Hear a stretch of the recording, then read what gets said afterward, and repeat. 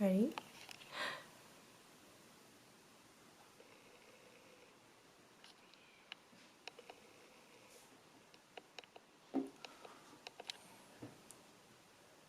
Okay. Hi, Danny. Adam.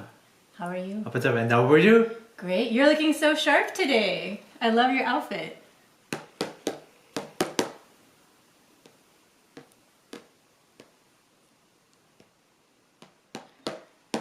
Thank you. Yeah?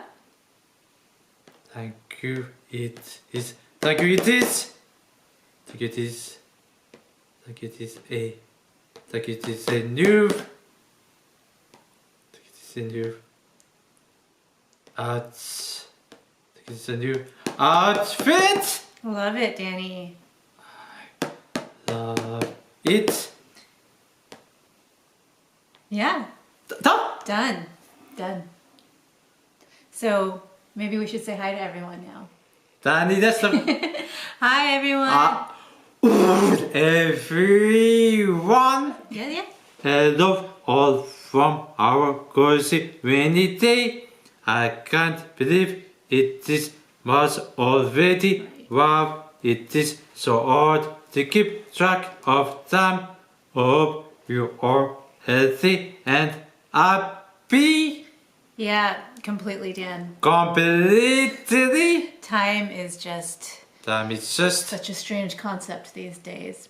And speaking of time, And speaking of time. I know we haven't been very prompt or very regular with the new episodes, and it's just getting adjusted to the new year. And Danny said I could share he's been having some regulation challenges, some dysregulation here and there. We're taking on some new activities, so we're just getting settled into the new year's schedule, even though it's already March. But we're really excited to share this episode and the episodes that are coming up. Yes, we appreciate your patience and continued interest. We really do. And I'm sure many of you can understand the challenges of scheduling things and planning things during these unusual times. This episode is from our chat with Thanda Ko Gyi. Gyi, full-time founder and project director of Myanmar Ocean Project, working on ghost gear problems in Myanmar, and part-time manta nerd. I don't know, Thanda. I think you might be a full-time manta nerd. So yeah, Thanda is a friend who I met while I was working in Myanmar. I was giving a presentation on integrated coastal zone management in the capital, in Naypyidaw, to several government agencies, as well as different marine conservation NGOs, including Thanda's, the Myanmar Ocean Project. And after my presentation, she came up to me and was just so eager to learn more. And that's how I met her and learned about the really fantastic work she's doing on ghost gear. So ghost gear is basically fishing gear that's been lost or left at sea, discarded, but it's still there in the ocean, catching fish, turtles, other animals, and also potentially damaging corals and seagrasses, other fragile seafloor habitats. It's actually quite a serious problem, and so that's what Thanda's work focuses on. She's also a very avid diver, and by coincidence we ended up on the same dive expedition run by another friend's conservation organization in the Philippines. So we spent just over a week on a dive boat together, exploring some of the most beautiful marine habitats I've ever seen. Marine habitats I've ever seen.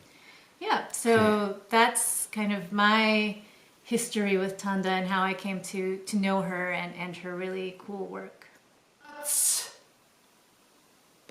I love that. I love that story.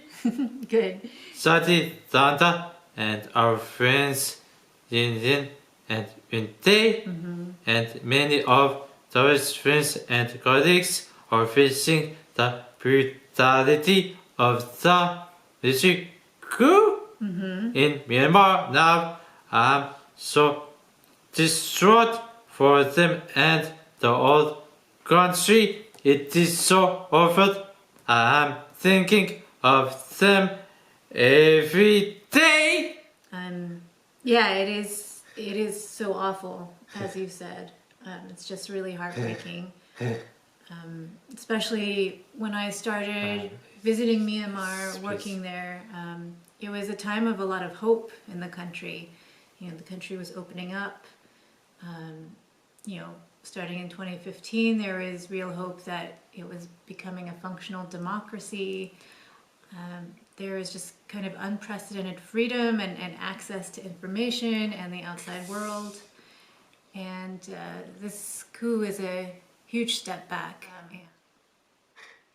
You know, one thing that I really appreciate from my time in Myanmar was getting to meet people like Thanda and Yin Yin and Winte and many others who I worked with who are just such motivated people and who are actively working to make a positive change for their country and for the world. I'm so honored to share a friendship and love for the ocean with them. Yeah, that's perfectly put. Perfectly put. Thanda is such a good and inspiring person. I really enjoyed talking with her and learning about coast care and the beauty of Myanmar's underwater world. And I love that she saw a problem and decided to do something about it. Yeah, exactly. Exactly. Yeah, I mean, Thanda didn't train as a marine biologist or marine conservationist. She saw, again, like you said, a problem, an issue that was affecting something that she loved, something that she believed was important, and she took concrete steps to do something about it. And in the process of the work that Myanmar Ocean Project does, they don't just focus on getting the gears out of the water. She really takes I think, a really nice holistic view of the problem and also takes good care to really engage respectfully and meaningfully with the communities where they work. So hoping for Thanda and all our friends there to stay safe and prevail against the coup.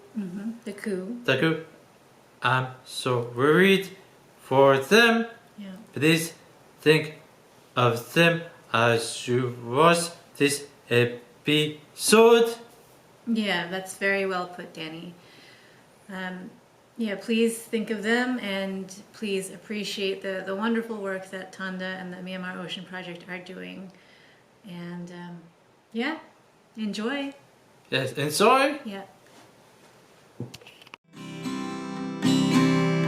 The water and salt in the sea is also in you and me.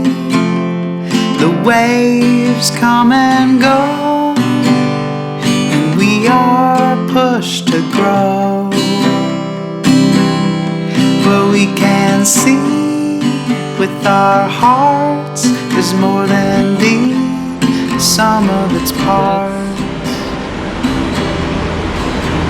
Let's go. Ready to go, Danny?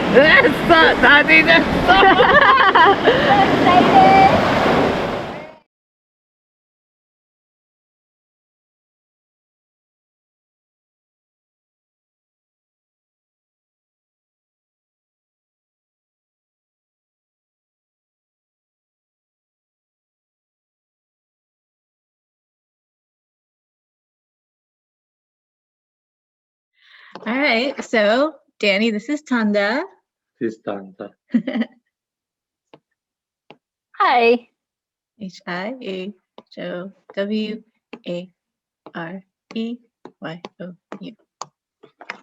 So how it works is I'll type his answer and he'll read it out loud. Hi, how are you? I'm really good. I've had a busy day, so I'm in a good mood. Oh, that's good. Yeah. It is so nice to meet you.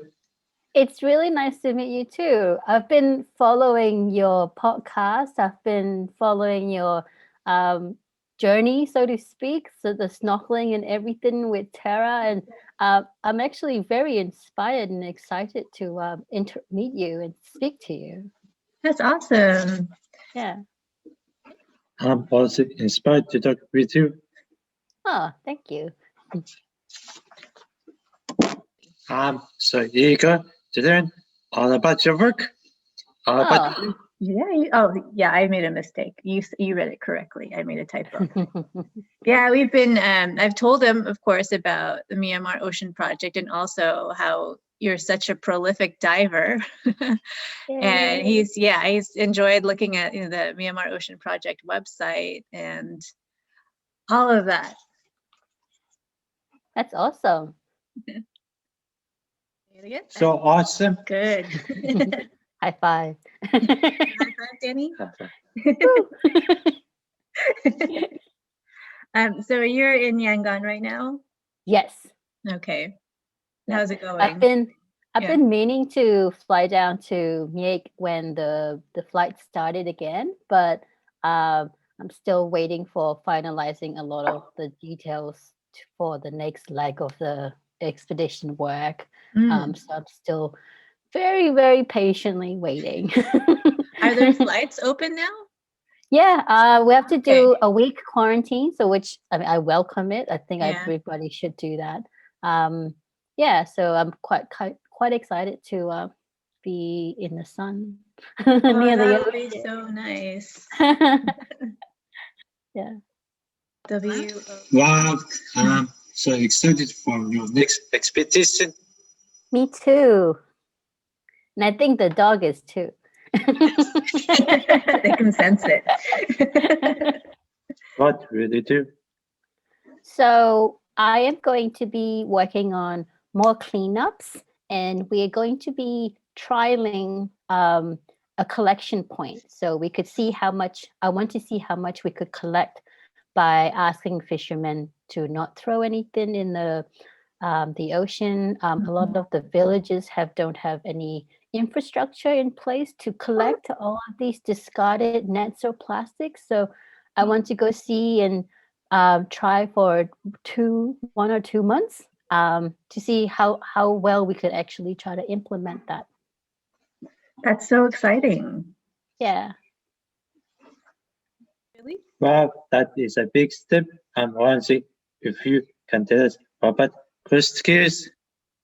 Okay, so we did the first ever expedition in 2019 in Myanmar across over 80 sites to understand how bad the problem is. And we did interviews to understand what is causing them. And then, of course, in between, we are diving to remove them and save turtles and whatever animals we see that's trapped. So from that, we learned that Myanmar has a big problem. And we learned that there were 2 main causes. So one of that was people were throwing things because they don't have facilities on the boat or in the villages. And the other problem, which was a bigger problem, that was a lot of people were losing their fishing gear because there's a lot of conflict with different fishing boats in the same area, which is causing a lot of people to lose a huge amount of nets, which is really bad. So I'm hoping to do more interviews to learn more about that as well. I'm so curious to learn more about what ghost gears do. Ghost gear, I think not a lot of people know about this problem. But there is momentum now about how deadly it is because there's a lot of different kinds of marine debris in the ocean, lots of different kinds of plastic items.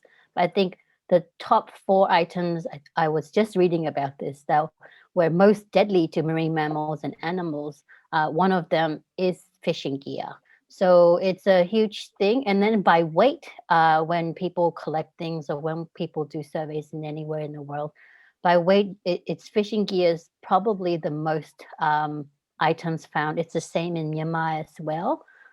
So I hope people learn more about the consequences of increased fishing in the world, basically.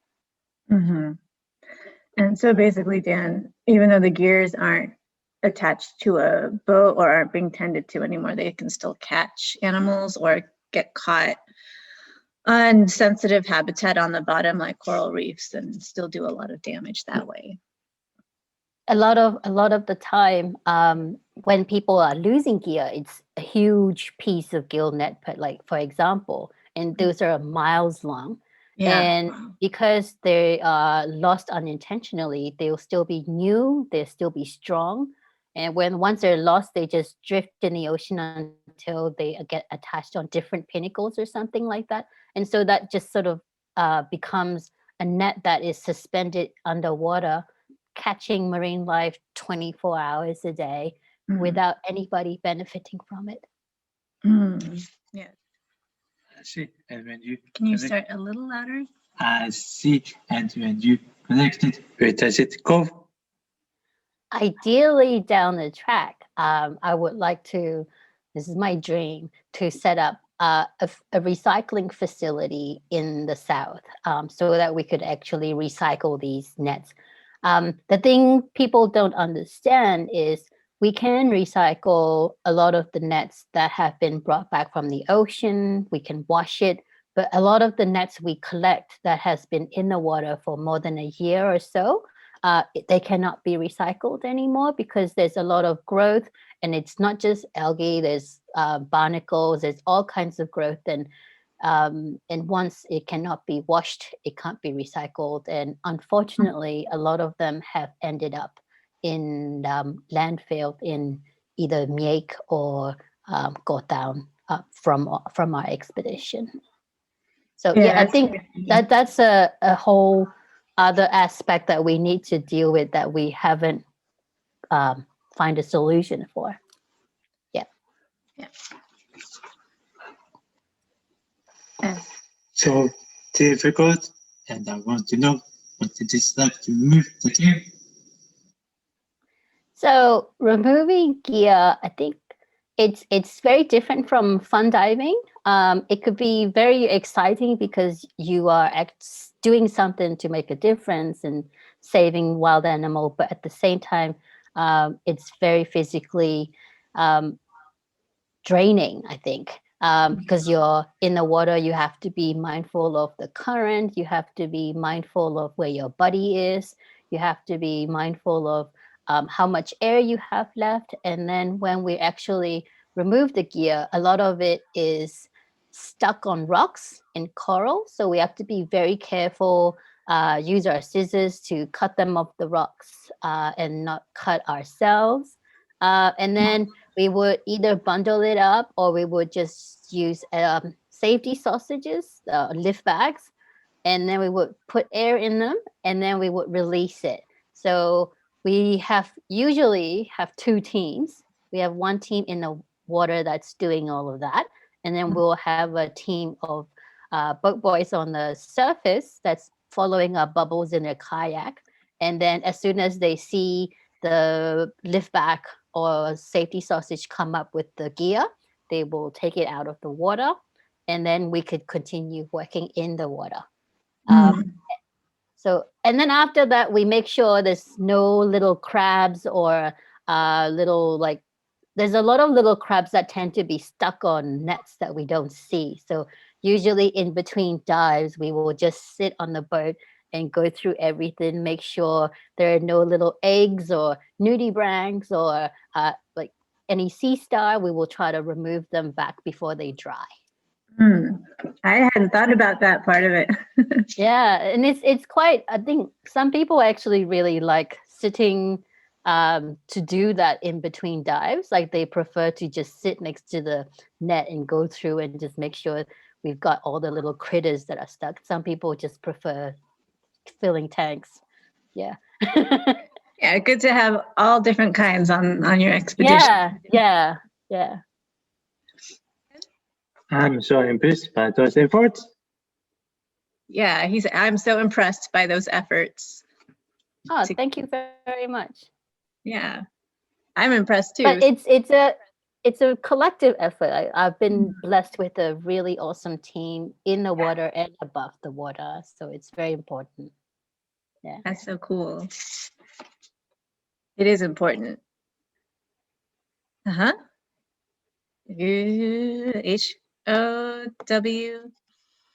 Did you get started? I really got started because I really like manta rays. I was diving a lot because I like manta rays. I was volunteering with different manta ray research conservation organizations. And when I was diving with them a lot in Myanmar, I was seeing a lot of ghost nets. When I was diving with the Mave in the Philippines, I was seeing a lot of mantis with nets on their faces of cephalic fins. So that month we were there, I remember trying to look for a good picture of a manta that was clean and pretty to use for a brochure, and we couldn't. Everything was either slashed or broken, or the rate of the percentage of damage to mantas by ghost gear, at least in that location in the Philippines, was quite shocking. Wow. Yeah. Did you get that right, Danny? Yes. All right. That is so sad when this is start to turn this into the Myanmar Ocean Project. So it really, I feel like it started by chance. Maybe I have been working towards it without realizing, but we did a few cleanups where we saw little bamboo sharks being stuck on nets, and I realized the problem needed awareness. So I reached out to people to see if they wanted to write a little article about it. Somebody did. It got shared on Facebook, of all places. That got the attention of somebody in the United States that was working with ghost gear. And she got in touch with me and asked, hey, we're from this organization. Do you want to do more of this? Can I meet you? And the rest is history. I didn't know that. That's actually pretty cool. Wow. I mean, you don't think sharing things online and doing these little articles mean much, but that was, I think, how I got started. And because the nets we were seeing were so big and so like you have a sense that it's not gonna, you can never finish cleaning up. I wanted more people to know this problem exists, and yeah. Any more questions on that, Dan? Okay. I am so inspired by your diving memoir. Yeah, I told him like, oh, Thanda's done I don't know how many hundreds of dives, and it's just really impressive, and she documents each one. So it's I started snorkeling, and that's how I actually got into diving. I was snorkeling so much one summer when I was in Sydney because I didn't go home, and I couldn't stop talking about every little fish I saw. That my friend actually got me a try scuba voucher as a birthday present. And so because it's a birthday present, I felt obligated to use it, even though I was a little bit scared. And then from that, I got more excited, and then I signed up for a course and I became a diver. So how many dives are you up to now? Do you know? This is the first time I haven't looked at my dive log in over 6 months. I mean, maybe 600-700. Yeah, I have to look again. I think I got a bit slacking, like with logging every dive at the last year. Yeah. I mean, I've slacked off on logging every dive, and I think I'm just at about maybe a little less than 100. So Yeah. You're I much think better. I was logging all my dives in Australia because I was too stingy to do an advanced course. So I had to like have proof in a book that says I have dived all these places. So every time I dived without my friends in the dive club, I had to show this logbook to say I am capable. I have and then I thought I would stop logging my dives when I moved back here. But except I realized it was actually more important for me to log them after I moved to Myanmar because nothing has been dived as much as other places. So there's less information on everything. Mhm. Mhm. Yeah, I have a question, but I'll let you go first. HOWISDIVINGIN.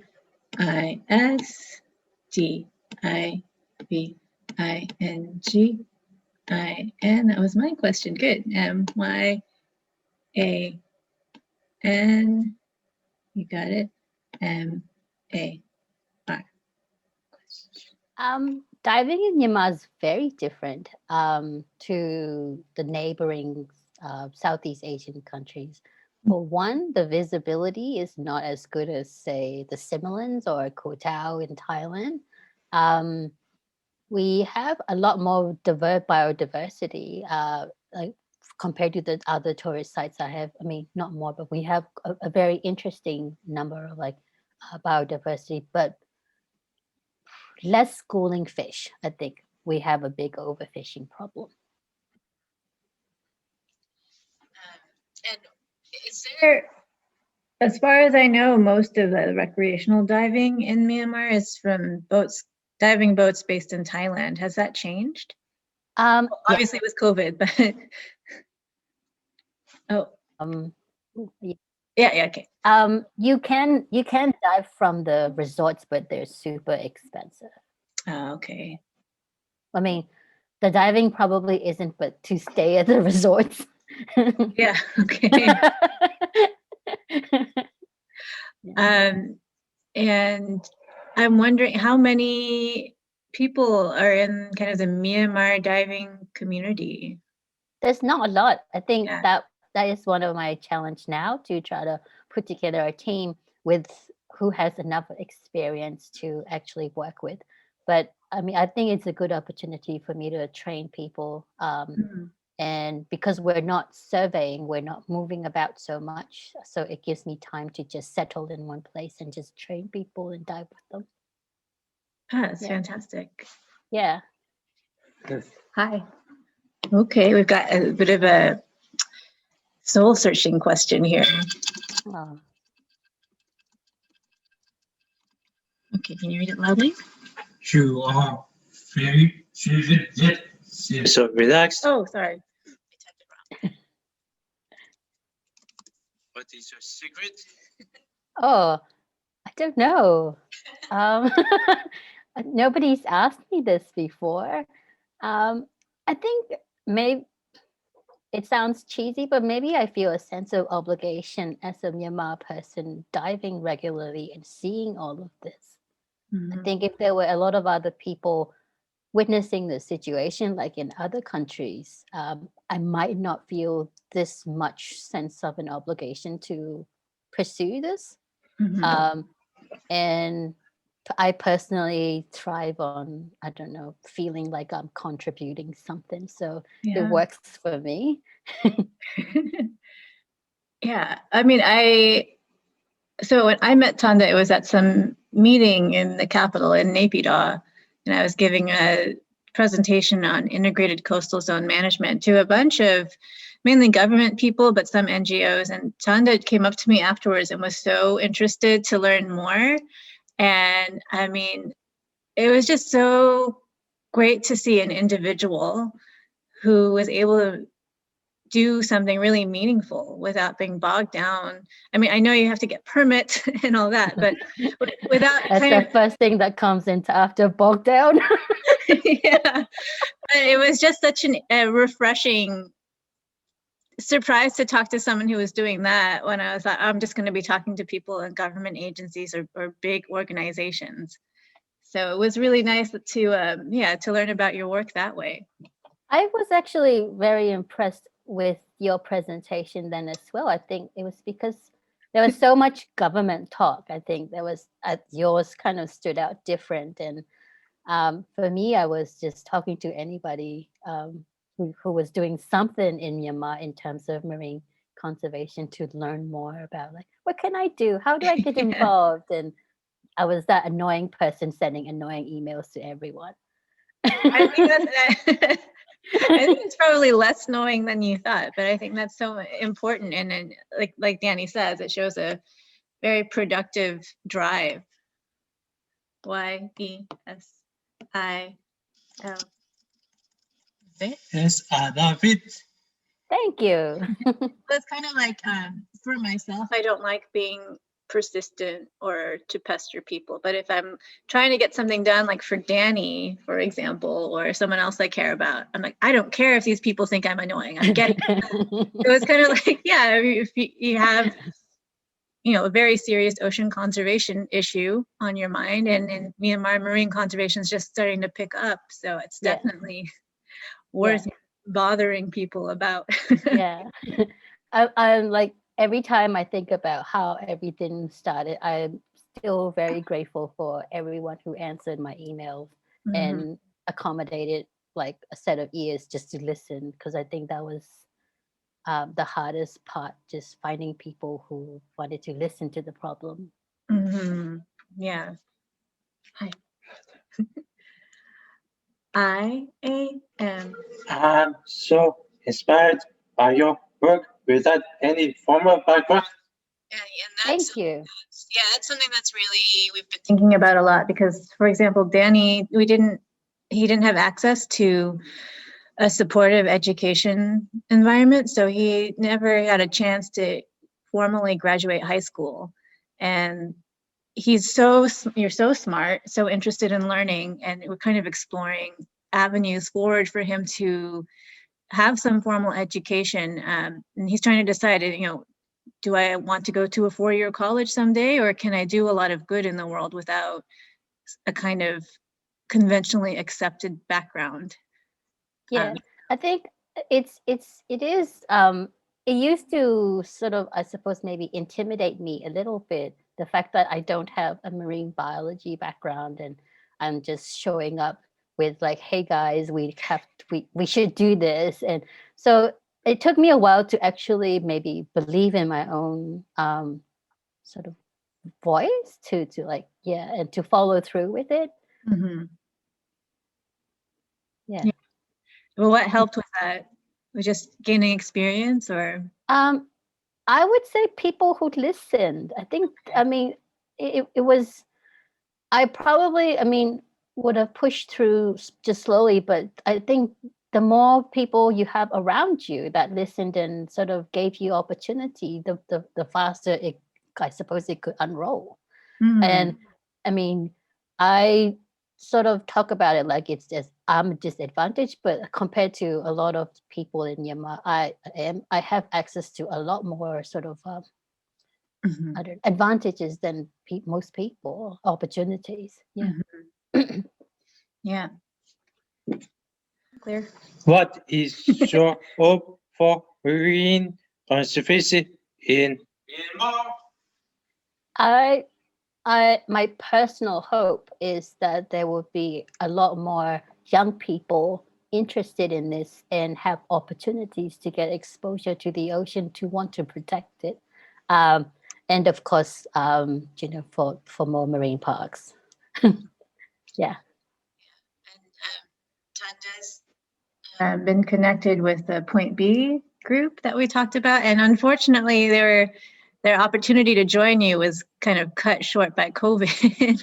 I know. I feel hopeful that with people like you and Point B, fish is right. Yeah, I agree. Thank you. I hope I can.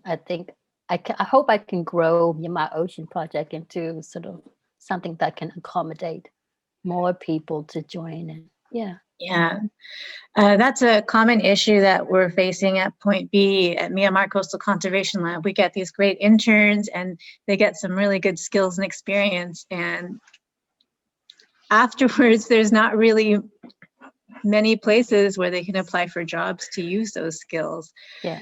So I think that's such an important next step for marine conservation in Myanmar also. Y-E-S. Yes, exactly. On a similar note, I didn't mention this to you, Danny, but Thanda, you do trainings through your work. You know, I remember you telling me teaching some of the kids to snorkel and having them participate in the project, and Yeah. doing tour operator training. Can you tell us Yeah. more about that?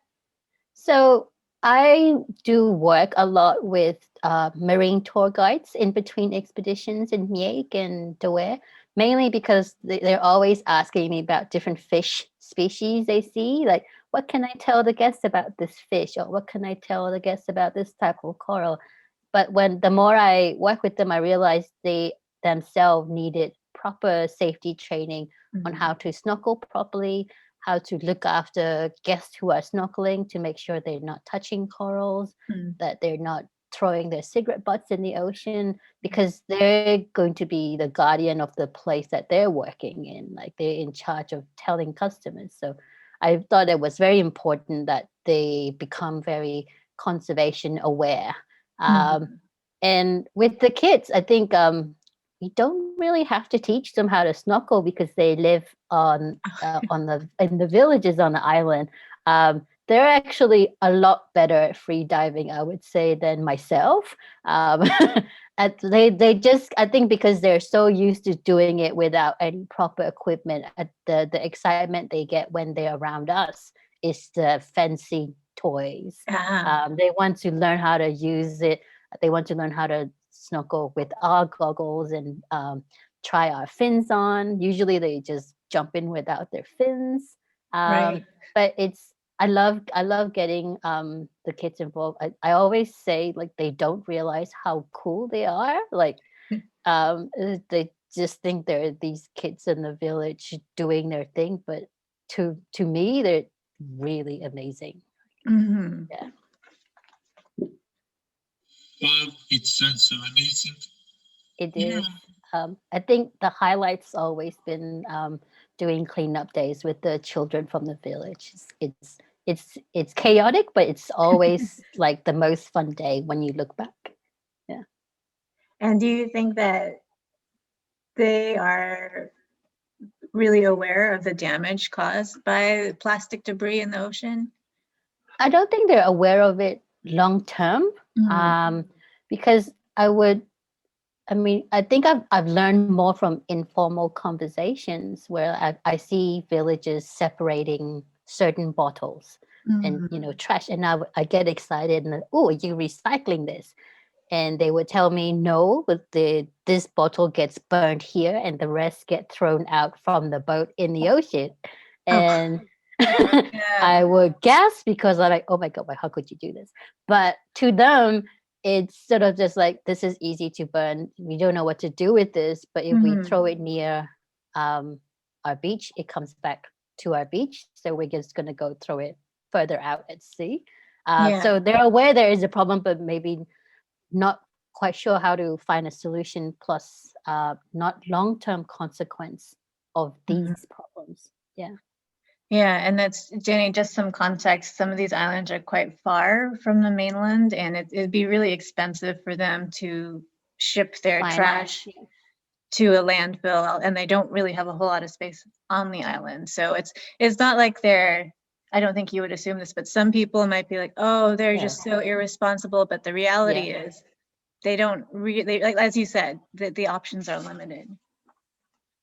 And I think thinking about long-term consequence is kind of a luxury for these people as well. I think if you have to sort of really keep everything in context, like they live day to day, they can't really think of what this plastic might do to them 10 years down the track, because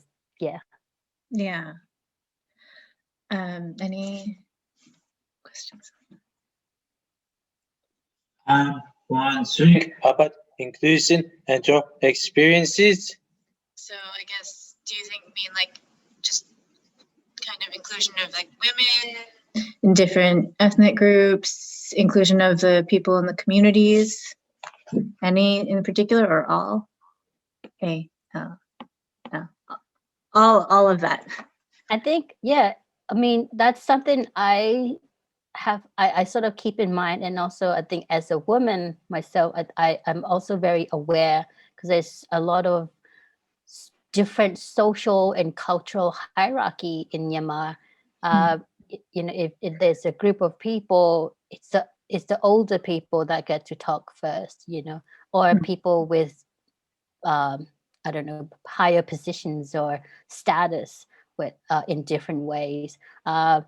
You get women getting involved, you get kids involved at last. Like, so I started noticing when you have these group discussions, it's usually the older people or the people with a higher status that gets their voice heard, and the younger people, the women, just generally don't express their opinion much.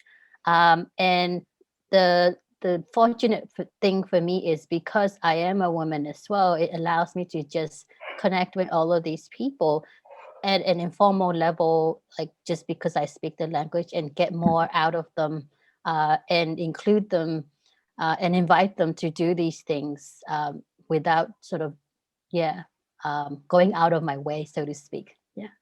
Yeah, I mean, just from my experience as a foreigner working in Myanmar, with associated with some pretty big organizations, so many meetings and visits were wrapped in these layers of formality, and it was just very clear that what we were hearing was just kind of what people wanted to present as a speech, and not really like on the ground sharing of real ideas and perspectives.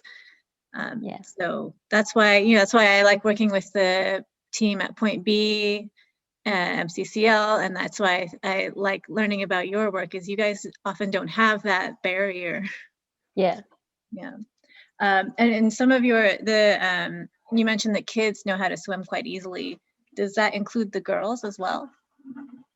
Yes, because they all free dive for food. Cool. And I was talking about snacking the other day, the smoking girls. I was going through my photos and videos, and I saw like these girls just very casually standing by the beach, just picking out sea urchin, breaking them apart, scooping the inside, eating it, throwing it out. Because for us, like, we have so many unfortunate incidents with the sea urchins, and we just don't want to go near it. And they're just picking it up and cracking it open with their bare hands and just snacking it. It's like, how do you do this? Because they live out of the ocean, and they're just so comfortable already, I think, more than we realize. And yeah, they're just so cool. Yeah, that's so impressive. And it's a healthy snack. Yeah, our mom loves that, actually. Wow, I'm so amazed. Yeah. I'm curious, what is the most interesting thing you have seen on your expeditions? Oh, that's it's like picking a ice cream flavor you like the most. I suppose in terms of marine life, when we actually spotted mobulas at a site we were surveying, that was pretty exciting. But in terms of human interactions, I think there are a few kids that really stood out for me in the village, that I was so impressed with, and I still sort of think about them now, to wondering if they're okay. That they volunteer for cleanups. There are a few kids who do it for cookies, like, because we have a lot of cookies. But there were a few kids that really wanted to be involved, and I'm just so impressed that there are children in the middle of nowhere that want to contribute and do something right without any reward. Yeah, so I think those are my interesting experiences. Yeah, that's wonderful. And Danny, even though their website looks really great, Myanmar Ocean Project is, I mean, I think you guys operate very efficiently. you don't have a Oh, big staff. They're doing, no. Thanda's doing so much. So the amount you're able to do, I think, with what you have is impressive. But I would love, it sounds like it would be so amazing if some more, I don't know, big or established, or let's say well-funded organizations, or what should I say? It would be really amazing if somehow there could be more person power coming in to help these kids really develop Yeah, potential to yeah, follow through on that. Because yeah, as you mentioned earlier, they're the ones who are going to be the main stewards of their ecosystems. yeah. Be And I really, think I mean, because I meet a lot of interesting people, like hardworking people, and I'm always sort of stuck with like I cannot employ anyone full time. I'm I'm so sorry, but I mean, and a lot of I do a lot of what I do with a lot of support. Like I have a Mhm. lot of amazing girls Yeah, that help me with everything. Yeah. that's fabulous. Okay. Tell me about what it is to you. Mm. You have a lot of tough questions. I think, I mean, to me, it's, I don't know, it always makes me feel so small, yet like that I should be doing so much more. Every time I'm in and around the ocean, like there's a sense of significant and insignificant at the same time. I don't know if that makes sense. Yeah. And it always inspires me to do more. That's the thing I hate about being stuck in Yangon so much because there's nothing inspiring me around. I think I don't know. It's something about the ocean that just wants me to like. I suppose I don't know in Myanmar like it drives me to do more to protect it. Mm. No, I totally get that insignificant but significant feeling. WOW. Me too. That's great. Like yeah, I think it's amazing what nature sort of brings out. Like yeah, Yeah. It's like it shows us we're so small, but then also part of something really big. yeah. So You put it a lot better. I saw you posted recently on Facebook how in preparing for this next expedition, you're wondering what you guys will find, because a lot of times the recreational dive boats will also do some cleanup, and they haven't been going out yet. So can you tell us a little more about that? I think, I mean, every year when the season starts, because Myanmar has monsoon and a big, about 7 months of the year where you can't really dive, Mhm. or people don't go out diving because the seas are rough. So there's been a lot of fishing. Oh, did I get disconnected? No, it's okay. Um, yeah. So there's usually because the areas we dive are not officially protected, and even the protected areas are not properly sort of patrolled under. I mean, there's no patrolling underwater, so the only eyes that are seeing what's happening in the ocean are usually the first dive boat that comes in at the start of the season. Mhm. So even if they're not cleaning out random sort of dive sites, they will always clean up whatever net is collecting at the popular dive sites. And there's always something to clean up every season. And I'm always sort of following who's cleaning up what, and I'm trying to identify what kind of net it was, and like which fishing boat it might have come from. So I am aware that that always happens. So the fact Mhm. that nobody's been diving, uh, what worries me is, there are a lot of sites there are turtles and whale sharks and mantis, and if these nets are loose and tangling on different pinnacles anywhere, these animals are going to be harmed. And the fact that no one's been out just means that more animal will be harmed. Because I mean, it sounds very pessimistic, but I could be sure there are nets at these places. There have been nets Yeah. at these places every year. So that kind of makes me want to go out more and be a little bit more anxious as well. Yeah. Yeah. Yeah. You okay? Do you have any other questions on that, or you want to go to your final? Yeah, that's really sobering, Tanda. I hope that your expectations are wrong, but it sounds reasonable that they'll be right. And at least it's good that you guys can get out there, even if no one else is able to do it. Yeah. Well, Danny, I wanted to say, What an amazing site.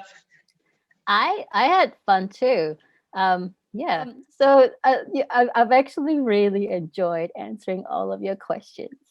yeah, thank you so much, especially meeting us so late at night. No, it's fine. It's like midnight for her now. That's how important you are, Danny. YESIAM. Yes, I'm worth it. Yep. Thank you so very much. Thank you. Yeah, To you thank you. too. Yeah. 谢谢everybody. 谢谢外谢。 HAVE.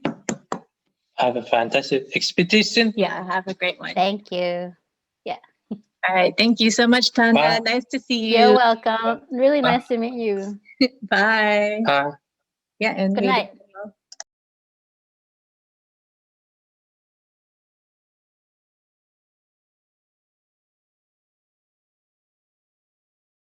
HA. Oh, I think her screen is frozen. Is it her internet or ours? Tanda, can you hear us?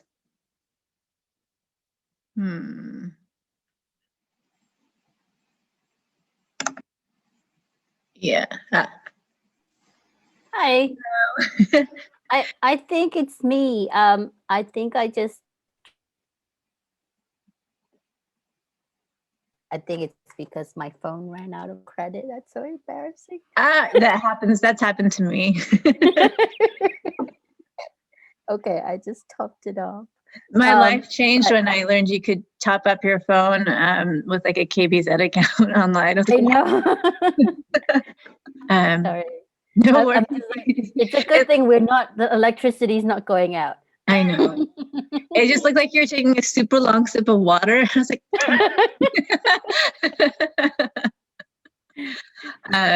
okay, Dan. So do you want to read that again? To feel in love with our minds, to share it in kind. What we can see with our hearts is more than the sum of its parts. What we can see with our hearts is more than the sum of its parts.